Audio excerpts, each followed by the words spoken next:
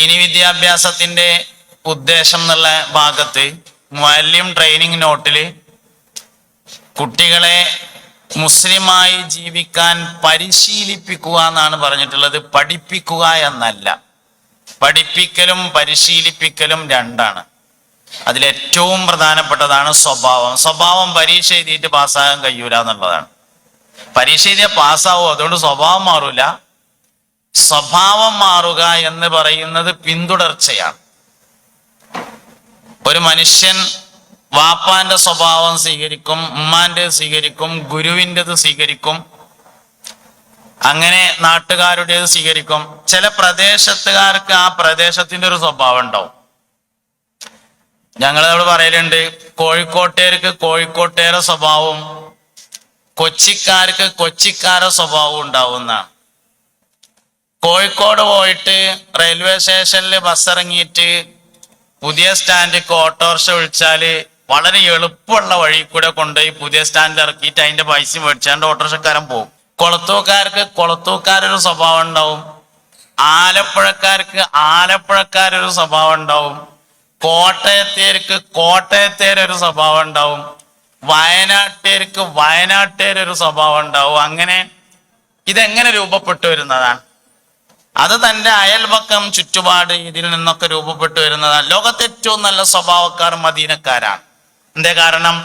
അഫ്ദലു തുർബത്തുൽ അർളി തുർബത്തുൽ Medina, ഭൂമിയിലെ മണ്ണുകളിൽ വെച്ച് ഏറ്റവും നല്ല മണ്ണ് മദീനയുടെ മണ്ണാകുന്നു. അപ്പൊ ആ മണ്ണിലുണ്ടായാൽ അതിന്റെ മുത്തുനബിയുടെ സ്വഭാവം സല്ലല്ലാഹു അലൈഹി വസല്ലം മദീനയുടെ സ്വഭാവമാണ്. എന്ന് എവിടെ ഉണ്ട്? മിന്നാ ഖലഖനാകും വഫീഹാ നുഈദുകും വമിന്നാ നുഖ്രിജുകും താറത്തൻ ഉഖ്റാ. ഒരു മനുഷ്യന്റെ സൃഷ്ടിപ്പിന് വേണ്ടി മണ്ണിന്റെ എസൻസ് അബ്സ്ട്രാക്റ്റ് എവിടെ നിന്നാണോ എടുത്തിട്ടുള്ളത് ആ മണ്ണിന്റെ സ്വഭാവം അയാൾ പ്രകടിപ്പിക്കും. അത് എപ്പോഴേ മനസ്സിലാവുള്ളൂ, എവിടെയാണ് അടക്കം ചെയ്തത് എന്ന് നോക്കിയിട്ടേ മനസ്സിലാവുള്ളൂ. അതുകൊണ്ടാണ് അമ്പിയാക്കൾ എവിടെ വെച്ചാണോ മരിച്ചത് അവിടെ തന്നെ മറവ് ചെയ്യണം എന്ന് പറയാനുണ്ടായ കാരണം.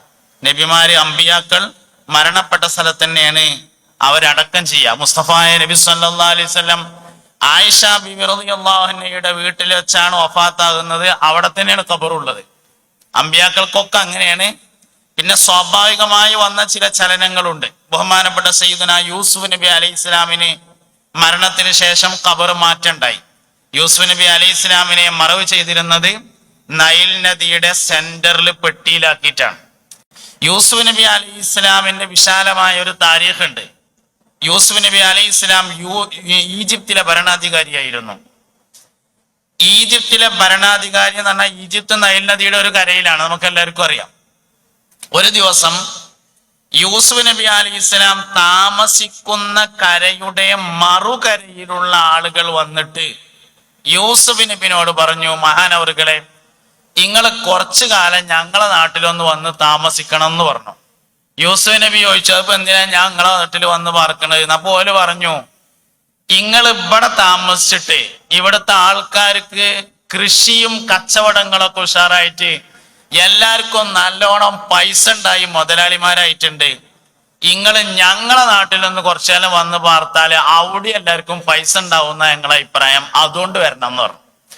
യൂസുഫ് നബി അലൈഹി ഇസ്ലാം പറഞ്ഞു, എന്നെ കൊണ്ടൊരു കാര്യം അങ്ങനെ ഉണ്ടെങ്കിൽ ആയിക്കോട്ടെ, ഞാൻ വന്നോളാം പറഞ്ഞു. നിങ്ങൾക്ക് എല്ലാവർക്കും ഞാൻ വന്ന് പാർത്തിട്ട് പൈസ ഉണ്ടാകുകയാണെങ്കിൽ ഞാനായിട്ട് ഇപ്പൊ മുടക്കണ്ടല്ലോ, എന്തായാലും വരാറുണ്ട്. അങ്ങനെ മഹാനായ സയ്യിദുന യൂസുഫ് നബി അലൈഹി ഇസ്ലാം നൈലിന്റെ മറുകരയിൽ പോയി താമസമാക്കി. ഓല് വിചാരിച്ച മാതിരിയാണ്. കൃഷി ഉണ്ടായി, ജലസേചനം നടന്നു, എല്ലാവരുടെയും കച്ചവടം ഉഷാറായി, പെരപ്പണിയൊക്കെ തീർന്നു, കടൊക്കെ വീടി, പൈസ ബാക്കിയായി, മുതലാളിമാരായി. പക്ഷെ ഒരു സംഭവം ഉണ്ടായി. മടങ്ങിപ്പോരുന്നതിന്റെ മുമ്പ് മഹാനായ സയ്യിദുന യൂസുഫ് നബി അലൈഹി ഇസ്ലാം വഫാത്തായി. വഫാത്തായപ്പോൾ ഒരു തർക്കം.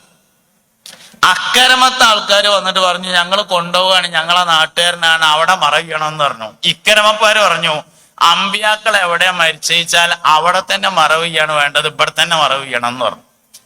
അക്കരമെന്ന് വന്നവര് പറഞ്ഞു, ഞങ്ങൾ എന്തായാലും കൊണ്ടുപോകും. ഇക്കരമക്കാര് പറഞ്ഞു അയക്കൂല. അക്കരമക്കാര് പറഞ്ഞു കൊണ്ടോയേ തീരൂ. ഇക്കരമക്കാര് പറഞ്ഞു എന്നാ പിന്നെ അതൊന്ന് കണ്ടിട്ട് തന്നെ ബാക്കി കാര്യം. അങ്ങനെ ഹത്താ യഖ്തതിലു, രണ്ടു കൂട്ടരും യൂസുഫ് നബി അലൈഹി ഇസ്ലാമിന്റെ ജനാസക്ക് വേണ്ടി വാളെടുത്ത് യുദ്ധം ചെയ്യാൻ ഒരുങ്ങി, മയ്യത്തിന് വേണ്ടിയിട്ട്. അവസാനം രണ്ടു കൂട്ടരും കൂടി ആ നാട്ടിലെ ഹാക്കിമുകൾ, വിധികർത്താക്കൾ, ജഡ്ജിമാരുടെ യോഗത്തിൽ ഒരു തീരുമാനത്തിലെത്തി. രണ്ടു കൂട്ടർക്കും കൊടുക്കണ്ട, നൈൽ നദിക്ക് കുറുകെ മണലും ചാക്ക് വെച്ച് വെള്ളം കെട്ടി നിർത്തിയിട്ട് നൈൽ നദിയുടെ സെന്റർ അടയാളപ്പെടുത്തിയിട്ട് പെട്ടിയിലാക്കി മറവ് ചെയ്ത് വെള്ളം രണ്ടു ഭാഗത്തേക്കും തിരിച്ചുവിടാം എന്ന് തീരുമാനിച്ചിട്ട് മഹാനായ സയ്യിദുന യൂസുഫ് നബി അലൈഹി ഇസ്ലാമിനെ നൈൽ നദിയുടെ നടുവിലാണ് മറവ് ചെയ്യുന്നത്. കുറെ കാലങ്ങൾക്ക് ശേഷം അമ്പിയാക്കളിൽ ചിലർക്ക് സ്വപ്നം മുഖേനയായുള്ള വഹി ലഭിക്കുകയും മഹാനായ യൂസുഫ് നബി അലൈഹി ഇസ്ലാമിന്റെ ജനാസ അവിടെ നിന്നെടുത്ത് പരിശുദ്ധമായ ബൈത്തുൽ മുഖദ്ദസിൽ ഇബ്രോൺ എന്ന് പറയുന്ന, ഹറം ഇബ്രാഹിം എന്ന് പറയുന്ന സയ്യിദുന ഇബ്രാഹിം നബി അലൈഹി ഇസ്ലാമിന്റെ ഖബറുള്ള പള്ളിയോട് ചേർന്നുള്ള സ്ഥലത്ത് കൊണ്ടുപോയി മറവ് ചെയ്യുകയും ചെയ്ത്, അങ്ങനെ ഇന്ന് യൂസുഫ് നബി അലൈഹി ഇസ്ലാമിന്റെ ഖബർ ഫലസ്തീനിലെ ഇബ്രോണിലാണ് എത്തിയിട്ടുള്ളത്. അങ്ങനെ അപൂർവമായി സംഭവിച്ചിട്ടുണ്ട് എന്ന് ചോദിച്ചാല് എല്ലാ നബിമാരും എവിടെയാണോ വഫാത്തായിട്ടുള്ളത് അവിടെ തന്നെയാണ് മറവ് ചെയ്തിട്ടുള്ളത്. എന്തുകൊണ്ട്? മിൻഹാ ഖലഖ്നാകും വഫീഹാ നുഈദുകും. അപ്പോൾ മുത്തുനബിയുടെ മണ്ണ് മദീനയുടെ മണ്ണാണ് സല്ലല്ലാഹു അലൈഹി വസല്ലം. അതുകൊണ്ട് തന്നെ അഷ്റഫുൽ ഖൽഖായ സല്ലല്ലാഹു അലൈഹി വസല്ലമ തങ്ങളുടെ സ്വഭാവം അടിസ്ഥാനപരമായി മദീനയുടെ സ്വഭാവമാണ്. ലോകത്തെ ഏറ്റവും നല്ല സ്വഭാവക്കാർ മദീനക്കാരാകുന്നു. എല്ലാ വിഷയത്തിന്റെയും പ്രാധാന്യങ്ങൾ തീരുമാനിക്കുന്നതിന് ചില അടിസ്ഥാനമുണ്ട്. എല്ലാ ഫളായില് പരിശോധിച്ചു നോക്കിയാലും ഫളായിലിന്റെ പിന്നിൽ ഒരു ഫളീലത്തുള്ള മനുഷ്യനാണ് ഉണ്ടായിരിക്കുക. വെള്ളിയാഴ്ചയുടെ പ്രത്യേകത എന്താ? അന്ന് ആദം നബി അലൈഹി ഇസ്ലാമിനെ സൃഷ്ടിച്ച ദിവസമാണ്, ഒരു മനുഷ്യനാണ് അതിന്റെ പിന്നില്. തിങ്കളാഴ്ചയുടെ പ്രത്യേകത എന്താണെന്ന് മുത്തുനബിയോട് ചോദിച്ചു സല്ലല്ലാഹു അലൈഹി വസല്ലം. ഫീഹി ഉലിത്തു, അന്ന് ഞാൻ ജനിച്ച ദിവസമാണ്, ഒരു മനുഷ്യനാണ് അതിന്റെ പിന്നിലുള്ളത്. എല്ലാ ഫളായിലുകളുടെയും പിന്നിൽ ഒരു മനുഷ്യന്റെ താരീഖാണ് ഉണ്ടായിരിക്കുക. ഒരു സ്ഥാപനം നമ്മൾ എടുത്താല് ആ സ്ഥാപനത്തിന്റെ ഫളീലത്തിന്റെ പിന്നിൽ ഒരു മനുഷ്യനാണ്, ഒരു സംഘടന. നമ്മൾ സമസ്തയുടെ പ്രത്യേകത എന്താന്ന് ചോദിച്ചാൽ കണ്ണു ചെമ്പിയിട്ട് പറയാൻ പറ്റും. വരക്കൽ മുല്ലക്കോയ തങ്ങളുടെ പ്രത്യേകത എന്താണോ അതന്നെയാണ് സമസ്തയുടെ പ്രത്യേകത. എല്ലാ ഫളായിലിന്റെയും പിന്നിൽ ഒരു മനുഷ്യന്റെ താരീഖാണ് ഉണ്ടായിരിക്കുക എന്നതാണ്.